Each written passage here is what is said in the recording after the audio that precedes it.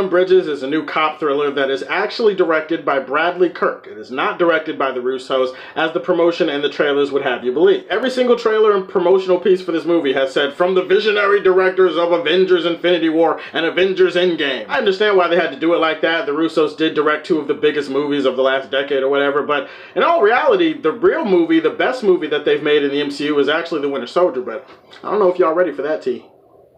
By the way, I don't really drink tea. I drink water, so big ass gallon of water. Cheers, Russos.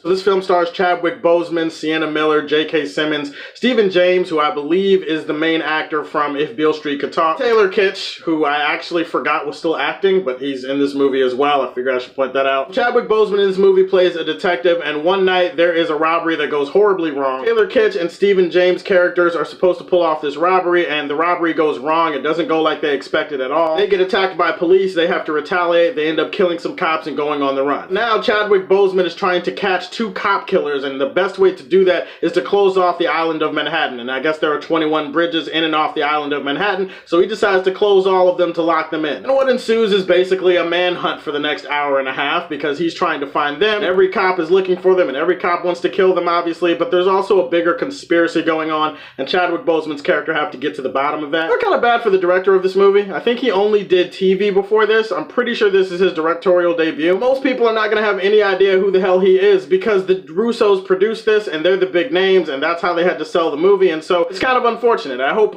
in the future he gets more recognition. Granted, his directing in this movie is not that notable. Most of the influence from the Russos you can definitely feel in this movie. Certain camera placements, camera angles, camera movements, certain ways that they decide to approach the font and location stuff. I'd probably say this is a solid-ish cop thriller. Like, it's somewhat entertaining. It has some good moments. It has some good performances. Chadwick Boseman is definitely a very capable leading man. He has that presence that makes you gravitate towards him, that makes you believe in what he says and what he does. Very workmanlike performance here. He doesn't necessarily exceed your expectations, but he also doesn't crumble beneath them. So there's a middle ground there. There's a gray area, and I think he really excels there. Likewise, most of the other actors and actresses in the movie are doing what the script requires of them, and they're not doing any more. They're not doing any less. Everybody's pretty solid here. J.K. Simmons is really good. I actually think Stephen James, one of the robbers in this movie, is actually one of the best characters. He's also giving one of the best performances. His character's pretty smart, but his character is also very conflicted, and there's something interesting about the story, the way that they're trying to lead you in his direction. Whatever tension and suspense comes with this movie, it comes with the shootouts and the chase sequences. Action in the movie is decently filmed and helmed, and it's kind of intense. There's some really good sound design. Sound design that's really loud, and it's perfect because it gives your eardrum a period, and it's the kind of period that you didn't know you wanted before the movie started. Entertaining shootouts and some solid performances, and, you know, a decent little cop thriller. I think that most people are going to walk away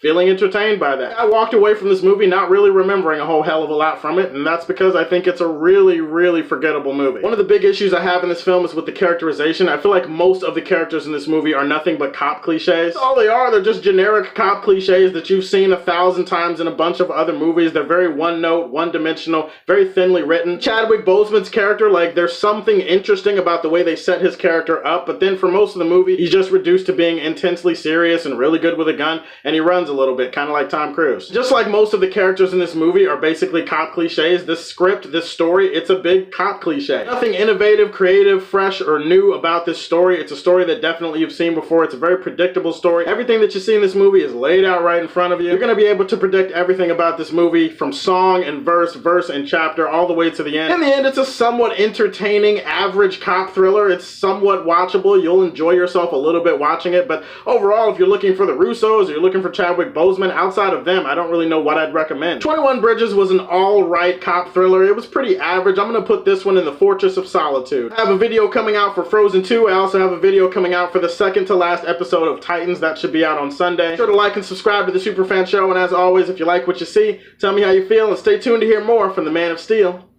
Peace.